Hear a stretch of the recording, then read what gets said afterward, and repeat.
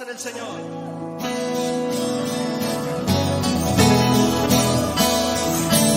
Aleluya.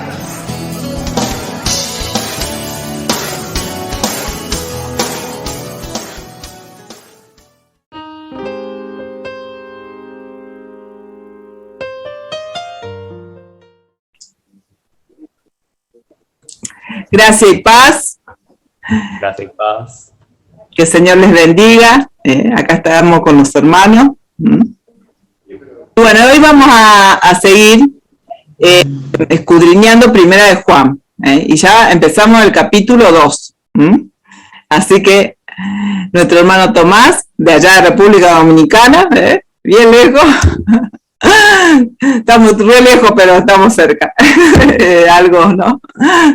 Bueno, nosotros estamos en Argentina, y él está en República Dominicana, en Cosquín nosotros. Así que bueno, te dejo, Tomás. Él nos va a ir dirigiendo, pero lo vamos a hacer entre los tres. Amén, sí, muchas gracias, Carolina. Vamos a empezar, gracias a Dios, el capítulo 2. Hemos aprendido mucho, hemos visto qué es lo que Dios quiere con nosotros, cómo debemos comportarnos. Y me gusta que lo enfatiza tanto el autor Juan, que debe ser importante. Entonces tenemos que seguir escudriñando este libro para nuestro crecimiento espiritual. Entonces ese es el propósito. Entonces esta nueva sección de la carta tiene como título aquí en Reina Valera, Cristo nuestro abogado. Voy a estar leyendo la porción entera para después ir solamente al versículo 1. Dice así, Primera de Juan, capítulo 2. Hijitos míos, estas cosas os escribo para que no pequéis. Y si alguno hubiere pecado, abogado tenemos para con el Padre, a Jesucristo el justo. Y Él es la propiciación por nuestros pecados. Y no solamente por los nuestros, sino también por los de todo el mundo. Y en esto sabemos que nosotros le conocemos, si guardamos sus mandamientos. El que dice, yo le conozco, y no guarda sus mandamientos, el tal es mentiroso, y la verdad no está en él. Pero el que guarda su palabra, en este verdaderamente el amor de Dios se ha perfeccionado. Por esto sabemos que estamos en él. El que dice que permanece en él, debe andar como él anduvo. Amén. Amén. Muy bien, hermanos, vamos a empezar con las frases. La primera frase dice, hijitos míos, dice Juan, hijitos míos. A ver, Omar, ¿qué has encontrado de esa primera frase? Yo busqué hijitos míos, me habla de cómo también Jesús le dice hijitos, hijos le dice a los discípulos en Juan 13:33, y Pablo también le dice hijos en Gálatas 4:19. Si quieren lo buscamos, Juan 13:33.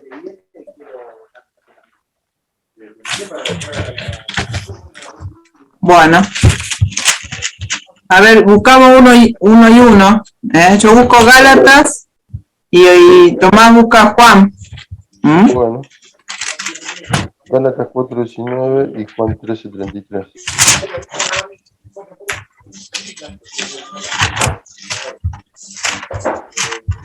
Juan 13, ¿qué?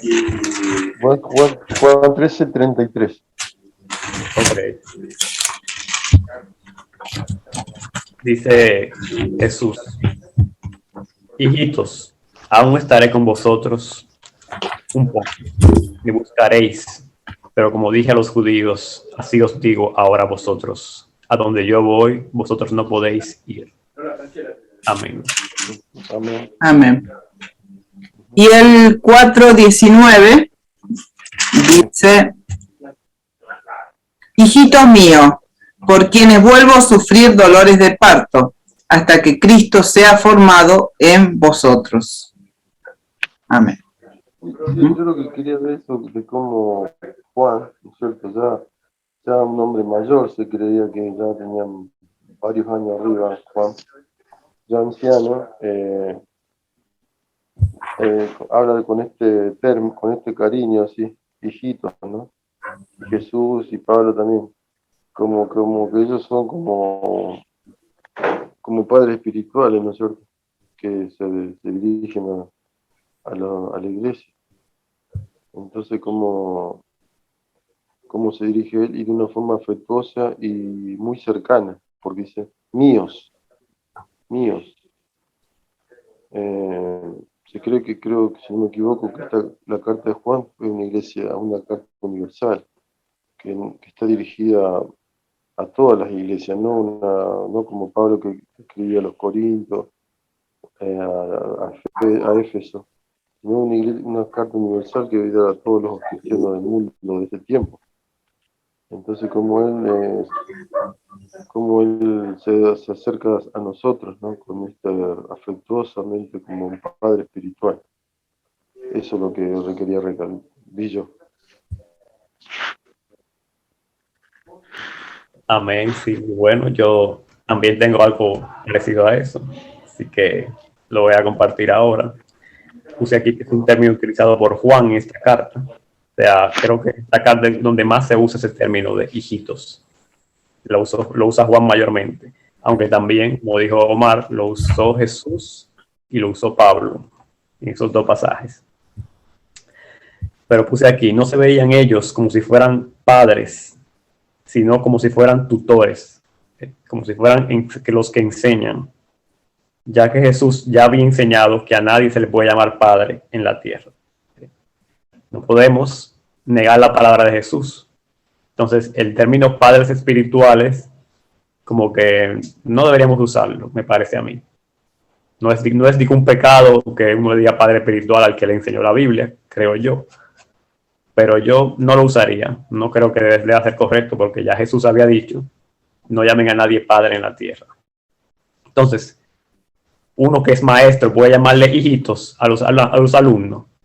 Pienso que sí, porque Juan lo hizo y también Jesús. Entonces, mis hijitos, porque es una forma como de cariño, de que yo estoy enseñándoles a caminar en la palabra, que estoy enseñándoles la palabra. Entonces, esa es la idea que yo veo aquí. No es que yo soy el padre, como dicen algunas iglesias falsas, que el pastor es el padre y la pastora es la madre. No, eso no debe ser. Eso es antibíblico. Todos somos hermanos delante de Dios, todos somos hijos de Dios y nadie es padre de nadie, pienso yo. Sabemos que cuando una persona nace de nuevo, es como si fuera un bebé en Cristo, nacimiento espiritual. Entonces, el que es más maduro lo debe ayudar a caminar. Y le va dando leche, y después le va dando viandas, y va creciendo, y lo ve como va creciendo, y ya lo ve como un hijito, como un hijo que ha crecido. Entonces, esa es la idea que yo veo en estos pasajes. Entonces, hasta aquí, le doy la palabra a Carolina para que diga algo de eso. Sí, está bien. Sí, uno a veces usa ese término como padre, ¿no? Pero hay que tener cuidado, como dice Tomás, ¿no? Porque hay gente que lo puede interpretar y mal, ¿no? Y se usa mal ese término, ¿no? Estoy muy de acuerdo con eso, ¿no? Pero bueno, sí, es como cuando uno empieza a enseñarle a una persona nueva, de alguna forma, como que uno se hace como un tutor, ¿no? Una tutora de esa persona que se ocupa de esa persona. Y él se ve que tenía ese afecto, ¿cierto? Dice acá que 7 veces aparece esta frase en Primera de Juan, 7 veces. Y después, bueno, yo había puesto también esos versículos ¿cómo es? Que Omar habló, Juan 13:33 y Gálatas, donde en Gálatas también se usa esa palabra y Jesús también lo usó, ¿no?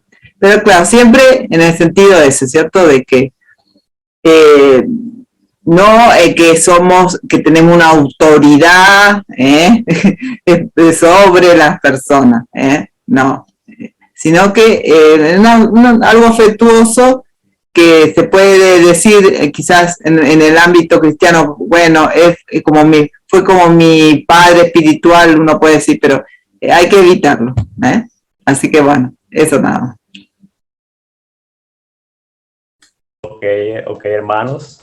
Recuerden que tenemos que apegarnos a la Biblia Claro. y no a las tradiciones de Claro. la iglesia. Uh-huh. Entonces, muy importante escudriñar qué es lo que nos enseña la Biblia siempre. Uh-huh. Entonces vamos para la segunda frase que dice: estas cosas os escribo para que no pequéis. Aquí voy a iniciar yo.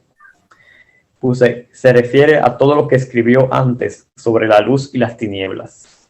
Toda esa comparación que hizo de la luz y la tiniebla, ¿para qué la hizo? Para que no pequemos.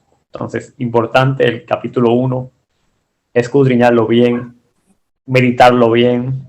Invitamos al que, si es el primer video que ve de esta serie, que vea los videos pasados de Juan 1, primera de Juan 1, porque todo eso se escribió para que no pequemos. No es como se escribió eso ahí para que esté ahí. No, hay una razón muy buena que es para que no pequemos. Su objetivo, que no pequen, porque si lo siguen haciendo y no confiesan que están mal, va a suceder que no estarán bien delante de Dios. Es decir, que Juan escribe todo esto para que el que esté mal en pecado se pueda arrepentir, porque dice en el capítulo 1 que si confesamos nuestros pecados, Él es fiel para perdonarnos y es justo. Entonces, para eso Juan lo escribió, para el que esté pecando, deje de pecar. Por eso le escribió las cosas. Si todos somos pecadores, no tendría sentido esta frase. No tendría sentido poner: escribo estas cosas para que no pequen. No todos somos pecadores, todos pecamos muchas veces, todos vamos a pecar, todos estamos siempre en un pecado. Entonces, ¿para qué Juan escribe eso? No tiene sentido. Así que por eso él lo escribe. La voluntad de Dios es que no pequemos. Entonces, puse aquí un ejemplo. Primera de Corintios 15:34.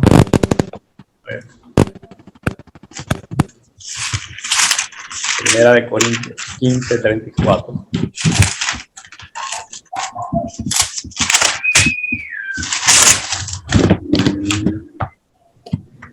Dice, exhorta Pablo a los corintios y les dice: velad debidamente y no pequéis, porque algunos no conocen a Dios. Para vergüenza vuestra lo digo. Amén. Que nos exhorta Pablo, inspirado por el Espíritu, que velemos debidamente. ¿Y qué es velar? Estar alerta, estar viendo por dónde viene la tentación, por dónde viene el enemigo, qué es lo que tenemos que cortar, de quién nos tenemos que apartar. Eso es velar. ¿Para qué? Para que no pequemos. Porque el que peca no conoce a Dios. Y es una vergüenza que haya gente en la iglesia que ande pecando y no conozca verdaderamente a Dios. Entonces, esa es la exhortación. Toda la palabra está ahí para advertirnos del pecado, para que no caigamos en eso. Porque el que peca no conoce a Dios. Así que hasta aquí te dejé esta frase. Adelante, Carolina, con lo que has encontrado. Bueno, yo al principio había puesto también de la frase, lo separé más a la frase, digamos, os escribo, o sea, la palabra de Dios tiene un propósito, ¿eh? No es que está escrito acá nomás para llenar nuestro conocimiento, nuestra mente, nuestro cerebro, sino que tiene un propósito. Entonces, por eso dice, os escribo. Y yo puse 1 Corintios 10:11, donde dice, y estas cosas le acontecieron como ejemplo, y están escritas para amonestarnos a nosotros, a quienes han alcanzado los fines de los siglos. Entonces, estas cosas están escritas para amonestarnos. Acá vemos, acá él está diciendo, escribo esto ¿para qué? Para que no pequéis. Y acá dice, para amonestarnos. Amonestarnos quiere decir exhortarnos, eso es lo que es, ¿no? Amonestarnos es tratar de exhortarnos a que vivamos una vida como la que Dios quiere, ¿cierto? Por eso dice que tenemos que exhortarnos unos a otros, y es parecido al amonestarnos, ¿cierto? Entonces, yo había puesto eso de la frase os escribo. Y para que no pequéis, yo puse, les exhorta a sus lectores a no caer en pecado. No dice que están viviendo en pecado. La comunión con Dios descarta eso. Pero Juan es consciente de la debilidad humana y del poder seductor de Satanás. O sea, sabemos, ¿cierto?, que somos débiles, ¿no? Pero no, como dice Tomás, ¿para qué le voy a decir? Escribo esto para que no pequéis si ya están pecando. No, ¿cierto? Así que bueno. Y había puesto ese versículo también, el de Corintios 15:34, y agregué otros, dos más. Vamos a buscar, Omar, ¿puedes buscar Juan 8:11? Y vos, Tomás, ¿puedes buscar Romano 6:12?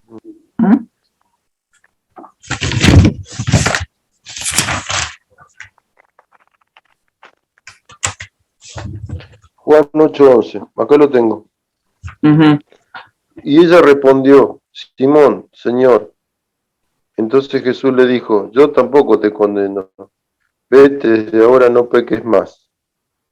Ahí está. ¿Cómo le dice? Vete y no peques más. ¿No le dijo? Andá y seguí. ¿No? ¿Y el otro, Tomás? Romanos 6:12. Dice, no reine pues el pecado en vuestro cuerpo mortal, de modo que lo obedezcáis en sus concupiscencias. Ahí está. Amén. No reine. ¿Qué quiere decir que no reine, Tomás? Que el pecado, que no reine. Que no te domine, que no te mueva y que no te controle. Eso es que no reine. Claro. Porque un rey, ¿qué hace? Gobierna, controla, dice, hace esto, ¿no? Estar ahí siendo gobernado por nuestras pasiones, Entonces, realmente, la voluntad de Dios es que no pequemos. Y tenemos que dejar de excusarnos detrás de eso, de que, sí, sabemos que somos débiles y que todavía hay posibilidad de pecar, porque mientras estemos en este mundo, va a haber esa posibilidad, ¿cierto? Pero una cosa es, como siempre dijimos, y lo hemos dicho la vez pasada, una cosa es la práctica del pecado y otra cosa es que uno ocasionalmente pueda pecar. Entonces son dos cosas distintas, porque una cosa es la práctica. Por ejemplo, una persona hace un deporte, ¿y qué hace? Practica, es algo continuo que está haciendo, ¿cierto? No hay que hacer algo de vez en cuando, es una práctica. Y eso es lo que la Biblia nos habla, y Juan nos habla, que nosotros no podemos estar practicando el pecado, no podemos. Si somos hijos de Dios, como dice, no tenemos que dejar que nos gobierne, que reine el pecado en nuestra vida. Bien, hasta ahí. Muy bien. Entonces, a ver, Omar, ¿qué tienes sobre esa frase? Para aclarar a los que puedan escuchar el video, que pecar es, ¿qué es pecar? Es errar al blanco, sería la palabra. Errar al blanco, decía, es desobedecer a lo que el Señor nos dice en su palabra. Eso es desobediencia, es rebelión, rebeldía a Dios. Es darle la espalda a Dios, es hacer lo que uno sabe que está haciendo mal las cosas, que a Dios no le agrada, ¿no? Y eso es pecar. Incluso lo dice Pablo también que los indígenas, por ejemplo, que no a lo mejor no tienen la palabra de Dios, no le ha llegado la palabra de Dios, nativos que están en la selva, que no han escuchado su palabra, ya su misma conciencia le dice si está algo mal, ya su misma conciencia le dice, mira que esto está mal. Entonces ellos, si lo siguen haciendo, están pecando, porque están yendo en contra de lo que le dice su conciencia. Entonces nosotros que tenemos la palabra, y la mayoría de la gente del mundo puede tener la palabra y puede saber lo que está bien y lo que está mal, y que eso es lo que el Señor quiere, que le amemos a Él y que no le desobedezcamos. Eso quería decir. Amén. Amén, muy buen complemento para saber lo que es el pecado. Muy bien. Claro. Uh-huh. Bueno, hermanos, estamos ya en la otra frase, que dice, y si alguno hubiere pecado. Carolina, ¿qué tienes ahí sobre esa frase? Bueno, yo acá no puse ningún versículo, pero solamente puse, si alguno, o sea, como diciendo algo, ¿no? No como algo, como una práctica, como recién decía, ¿cierto? Si alguno hubiese pecado, como algo que no pasa continuamente, ¿no? Eso es lo que estaba diciendo con esa frase, ¿no? Hace notar que no es algo que continuamente, por si alguno hubiese, como algo que por ahí puede llegar a pasar, no como una práctica. Eso nomás puse, no puse ningún versículo ahí. Muy bien. ¿Qué tal tú, Omar? ¿Pusiste algo más sobre esa parte de ahí? No, yo lo mismo que Caro, ¿viste? A mí me llama eso, Uh-huh. que no es algo que tiene que ser común en un cristiano, No. en los cristianos, en la iglesia. Si Uh-huh. alguno peca. No da, Juan nos está dando a entender como que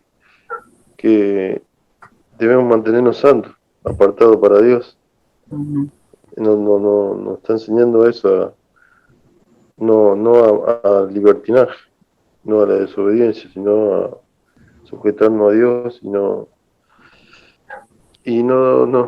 de rendirnos ante la tentación, no rendirnos. Amén. Muy bien. Bueno, yo puse aquí que uno dice si alguno, como dijo Carolina, da la idea de que es algo muy inusual. Uh-huh. Porque dice que si alguno, no está diciendo que la iglesia entera anda pecando, solo dice si alguno. Entonces, Sí. Uh-huh. Entonces hay que tenerlo pendiente. Que no es que todos estamos en pecado, que no es que la iglesia entera ande en diferentes pecados, no, sino que la iglesia debe andar en santidad. Y si alguno tropieza, alguno cae en algún pecado, eso es lo que dice. Uno solo de la iglesia, como le pasó a la iglesia de Corintio, que dice Pablo, hay uno que está teniendo relación con la esposa de su padre, algo así, con la mujer de su padre. Uno solo hay, aunque había muchos pecados, pero a veces se corrige así en pecado único, que es evidente, porque otros pecados a veces no se ven tanto, como había ahí, que había celos y contienda. Uh-huh. El pecar debe ser entre nosotros como algo anormal, algo que es poco común, como es propio de los santos. Debe ser algo anormal, poco común. Y puse aquí Romanos 6:11, que habíamos leído el 12, pero el 11 lo puse aquí, que dice, así también vosotros consideraos muertos al pecado, pero vivos para Dios en Cristo Jesús, Señor nuestro. Entonces, esa debe ser nuestra consideración. Cuando venga esa tentación, cuando venga el enemigo a querer tentarnos, cuando venga alguien a decirnos, haz esto, sabiendo que está mal delante de Dios, decir, yo estoy muerto al pecado. Ya yo estoy muerto, yo no puedo andar pecando. Yo estoy vivo para Dios. Entonces, siempre tenemos que estar viendo eso. Muertos a esto y vivo a Dios.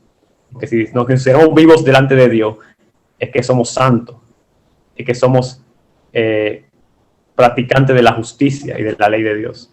Eso es lo que somos. Tenemos que tener conciencia de quiénes somos nosotros. Somos los santos de Dios. Y eso no es una vanagloria, porque muchos cristianos dicen, no, esto es una vanagloria, tú decir de ti mismo que eres santo o que eres justo. Pero eso no es ninguna vanagloria, es lo que dice la palabra. Estoy muerto al pecado, estoy separado del pecado y estoy junto a Dios. Y todo el que está con Dios es santo, porque Dios es luz, no hay ninguna tiniebla en él. Así que sí, vamos a continuar. Quiero decir algo. Justamente, hace un tiempo leí un libro que decía que, dice, somos santos que pecamos. En el sentido ese de que si nos veríamos así, como santos que podemos llegar a pecar, pero no como una práctica. Pero ¿qué pasa? Si nosotros nos vemos como pecadores, entonces empezamos a dar pie y a naturalizar algo en nuestra vida que no está bien, que no es parte nuestra, ¿cierto? Entonces este autor decía, somos santos, yo diría que somos santos que podemos llegar a pecar, pero tenemos que vernos así, porque si nos vemos como pecadores, como gente que... Entonces empezamos a naturalizar el pecado en nuestra vida y en la iglesia. Entonces empezamos a decir, no, pero sí, todos son pecadores, entonces empezamos a tolerar esto. No, ¿cierto? Ese es el tema con esta doctrina, que se empieza a tolerar cosas porque dices, porque somos pecadores. Entonces andan todos cualquier cosa y lo dejamos pasar. No es así. No erremos, hermano. Y Pablo siempre dice, no erréis, le dice, no erréis. Miren que los fornicarios, toda la lista que da, ¿no? Y se lo dice a cristiano eso. No se lo dice al mundo, ¿no? Se lo dice a cristiano, no erréis. Así que eso quería decir, ¿no? Bueno, vamos a salir, hermanos, porque nos queda un minuto y volvemos a entrar. Está bien, nos vemos. Nos vemos.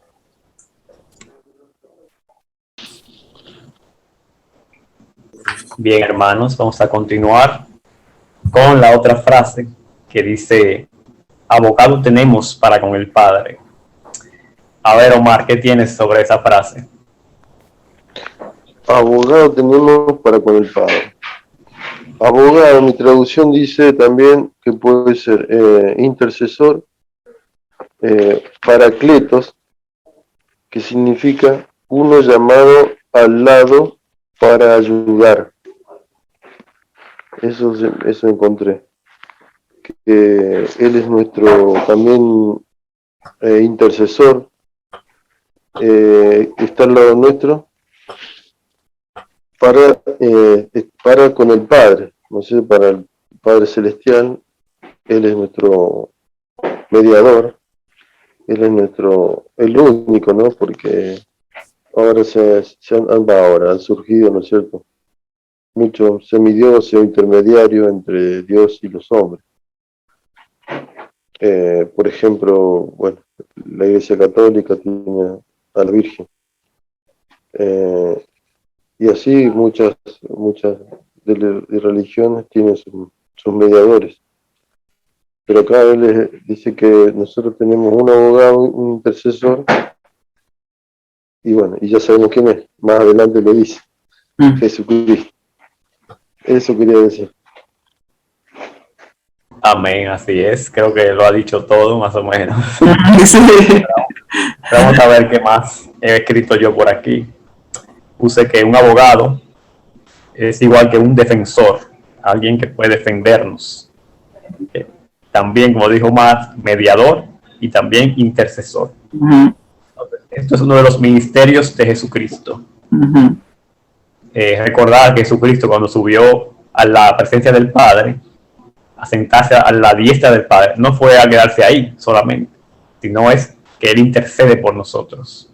Él es nuestro gran sumo sacerdote, que cuando pecamos y nos arrepentimos, Él va a la presencia del Padre a interceder por nosotros, a decir que por la fe en Él, nosotros tenemos el perdón de nuestro pecado y el Padre acepta el sacrificio de Cristo y nos perdona a nosotros por eso. Así que es por gracia, la gracia de Cristo, es que tenemos ese perdón. Entonces, el Señor siempre está ahí como nuestro abogado, listo para defendernos en contra de las acechanzas de Satanás, porque Satanás también dice que es un acusador. Entonces Jesús es nuestro abogado. Él es el que nos justifica siempre delante del Padre. Saber que el Padre es el juez del universo.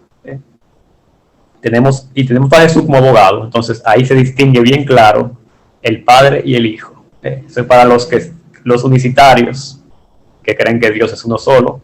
Ahí vemos al Padre como juez y al Hijo como abogado. Entonces hay dos en la deidad. Uno está con nosotros defendiendo, siendo nuestro defensor delante del Padre, porque el Padre en su justicia debe juzgar todo con su justicia. Esa justicia de Dios no se la quita a nadie. No hay de que el amor de Dios es muy grande. No, la justicia de Dios siempre está ahí. Y si alguien es culpable, lo es. El Padre no va no va a coger otra cosa. Pero el Hijo, que es nuestro abogado, por la fe que tenemos en Él, nos defiende y nos justifica con su sacrificio. Así que ese es nuestro abogado. Vamos a buscar Primera de Timoteo 2.5. Primera de Timoteo 2.5.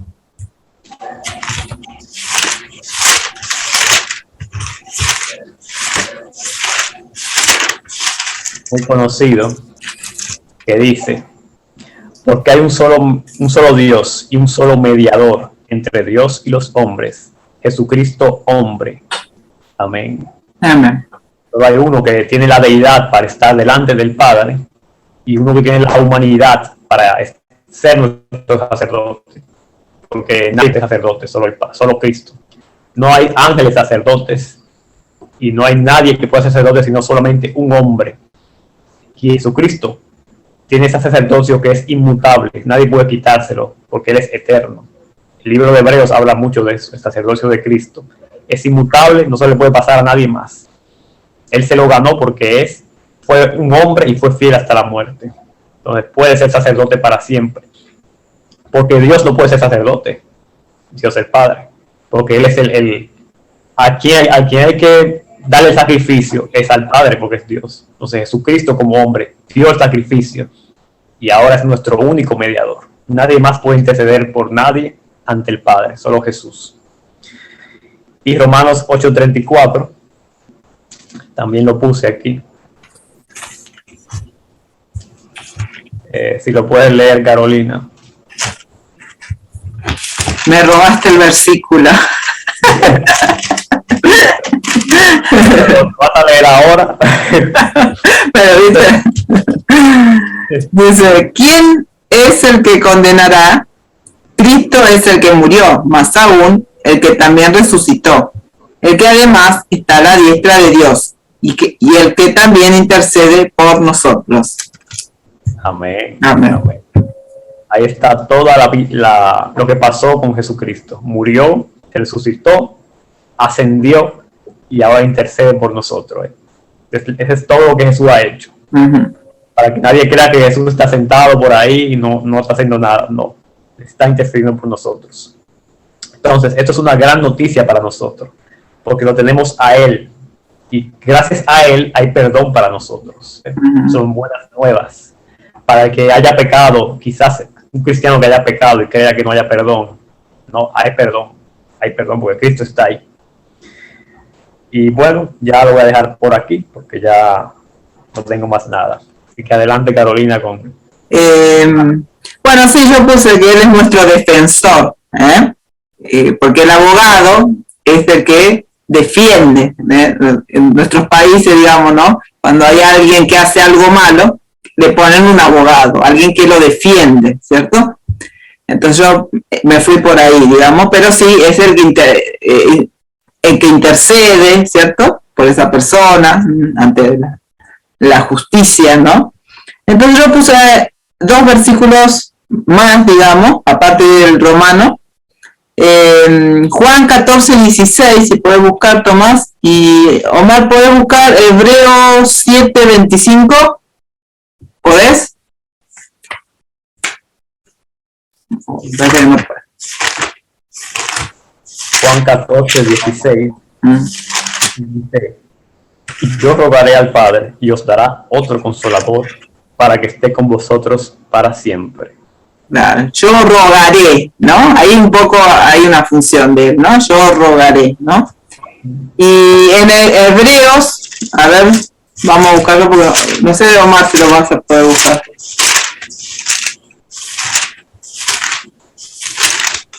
Hebreos 7:25.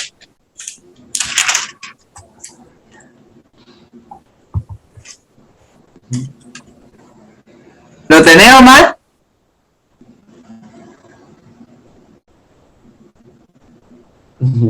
Sí, pasa que están hablando acá. Yo lo bueno, no. Entonces lo leo yo. Está bien. Bueno. Por lo cual puede también salvar perpetuamente a los que por él se acercan a Dios, viviendo siempre para interceder por ellos. Dice, es hermoso ese pasaje, ¿no?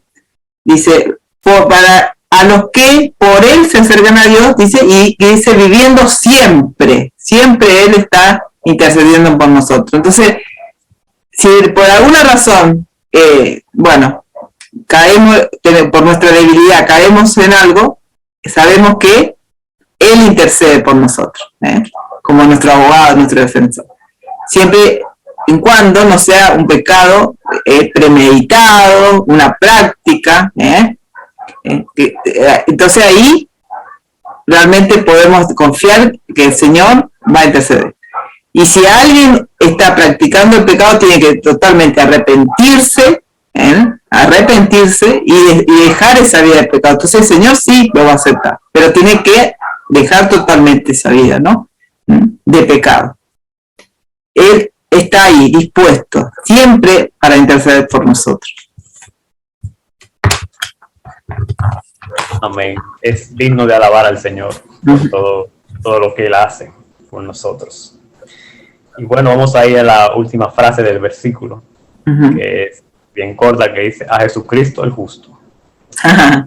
Entonces, ya habíamos hablado un poco del justo, de Jesucristo siendo justo, en 1 de Juan 1:9, que dice, Él es fiel y justo. Sabemos que justo es alguien que camina en justicia, que hace lo que debe hacer, que no tiene imparcialidad. Entonces Jesucristo, desde el Antiguo Testamento se viene diciendo de Él que es el justo. Y voy a buscar Zacarías 9:9 para que entendamos un poco. Zacarías 9:9 dice, alégrate mucho, hija de Sión, da voces de júbilo, hija de Jerusalén. He aquí tu rey vendrá a ti, justo y salvador, humilde, y cabalgando sobre un asno, sobre un pollino hijo de asna. Amén. Amén. Entonces, él, desde el anunciamiento de Cristo, ya se decía que iba a ser justo y salvador. Y también lo dijo cuando él murió en la cruz, dijo el soldado ese, este hombre verdaderamente era justo. Porque vio la justicia de él que él tenía. Entonces, qué privilegio nosotros tener un abogado que es justo, que se sabe la ley. Porque los abogados tienen que saberse toda la ley para defender a la persona. Entonces, qué privilegio tener un abogado así, justo, verdadero, con tantos abogados malos que hay en este mundo. Todos esos políticos que andan por ahí fueron abogados, son abogados, y no siguen la justicia. Pero nuestro Cristo es justo. Podemos confiar que Él hará lo que es justo, porque Él es así. Tiene la misma justicia del Padre, entonces no puede fallar delante del Padre. Es un abogado infalible. Entonces nos regocijamos en nuestro Cristo porque Él es justo. Así que puedes seguir a Carolina con esa parte que tienes. Sí, yo puse como abogado sin pecado, Él nos representa ante la corte. Ante la corte celestial, Él nos representa y sin pecado, como dice Tomás, ¿no?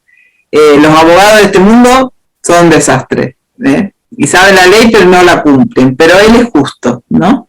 Y yo puse Salmo 45:7, si podés buscar, Tomás, ese, y yo busco Isaías 11:5.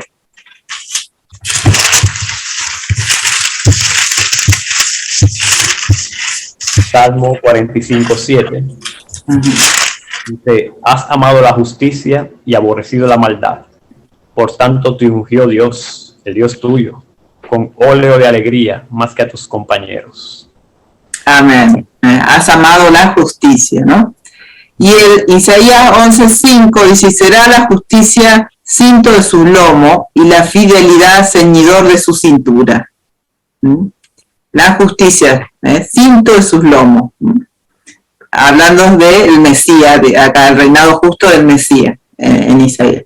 Y acá me había pasado un versículo, Hechos 3:14. ¿Puedes buscar, Tomás? Porque no le digo más, porque no sé si... Yo estoy acá. Ah, bueno. Búscalo, Omar. No quería hacerte hablar por ahí. 3:14. Sí. Mas vosotros repudiasteis al santo y justo, y pedisteis que se os concediera un asesino. Ahí está. Al santo, al justo. Él es justo, es el único justo. Y realmente podemos estar tranquilos, confiados, que Él realmente va a hacer lo que dice que va a hacer, y que Él no hay pecado en Él. Por eso es que pudo ser mediador y salvarnos, porque Él cumplió toda la ley. El único ser humano en tierra que cumplió, y realmente es justo. Así que bueno, eso quería decir. ¿Y tú, Omar, tienes algo que decir sobre Jesucristo? Sí, ya ustedes dijeron todo, pero que la sociedad actual no busca justos y no hay ni uno, como dice la Biblia. No hay justo ni aún uno. No, busca justicia, pero realmente no dicen que ellos tampoco son justos. Quieren aplicarla, que se aplique la justicia, pero ya le digo, la gente sigue injusta. Los que reclaman justicia son injustos. O sea que, bueno, es una contradicción, pero es así. Y a veces también levantan pseudo justos y como parecido a un mediador, ¿no es cierto? Un mediador, un falso Dios, y de ellos mismos lo santifican, ¿no? Como quien dice, pero no sirve eso, ¿no? No sirve porque no para el Padre solo Jesucristo fue el único justo, el único que fue obediente hasta la muerte y muerte de cruz. Eso quería decir. Sí, perdón.